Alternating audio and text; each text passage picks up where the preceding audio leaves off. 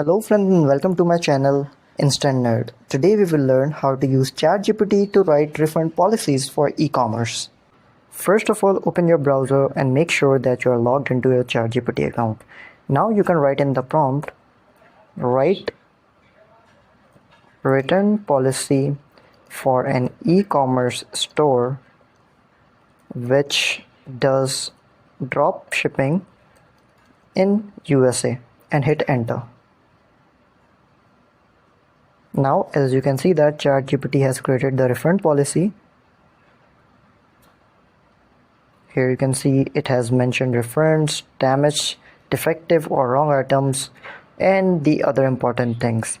You can also change your industry. For example, write a return policy for an e-commerce store which sell shoes, and you can write in any specific country, let's say China, and hit enter.